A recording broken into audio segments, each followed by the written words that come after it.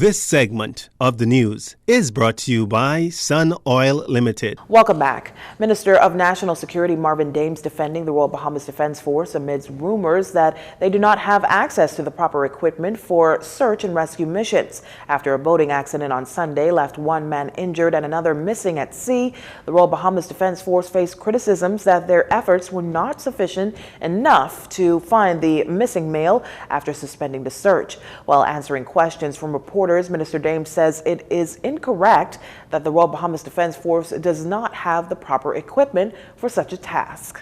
When you have search missions, people suspend this. I mean, this is nothing out of the ordinary. I'll have to look at that particular frame and that incident, and that time and what was said and why it was said, right? But we were equipped to search. Remember now. This is we're a nation of over 100,000 square miles of sea. With the assistance of some of the greatest powers throughout this world.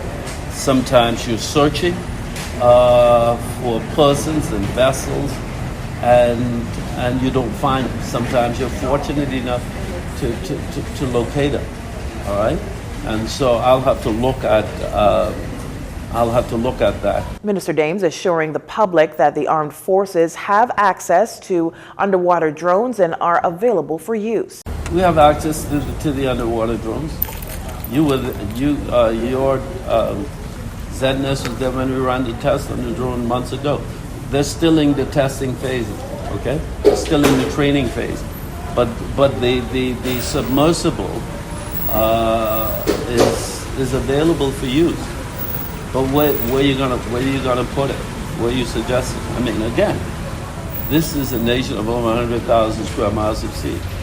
You know, you have to act on the information that you have and work within that framework. Okay?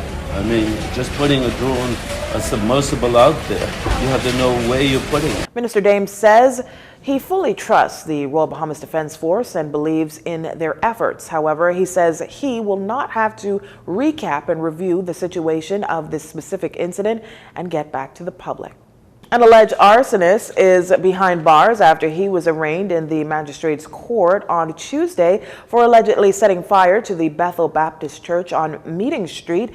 The accused 22-year-old Trey Bastian, also of Meeting Street, appeared before Chief Magistrate Joanne Ferguson Pratt, accused of setting fire to the historic church on July 7th, resulting in $8,000 in damages to the building. He was subsequently charged with arson. He was not required to enter a plea, and he was denied bail. And he is set to return to court on December 2nd, when his case will be fast-tracked to the Supreme Court by way of a voluntary bill of indictment. A man was also charged in the magistrate's court on Tuesday for an alleged indecent assault that occurred over the holiday weekend. George Harris appeared before Chief Magistrate Joanne Ferguson Pratt, accused of indecent assault to a female in New Providence on July 11th. He pleaded not guilty and claimed to be intoxicated during the incident in question. Despite the charges, there was no objection to the bail, and the chief magistrate set his bail to $3,000 with one suretor. Harris elected to have his matter trialed in the magistrate court. He's expected to return to court on July 27th and appear before Magistrate Allen in court number 1. You're watching JCN News. Stay with us. This segment of the news has been brought to you by Sun Oil Limited.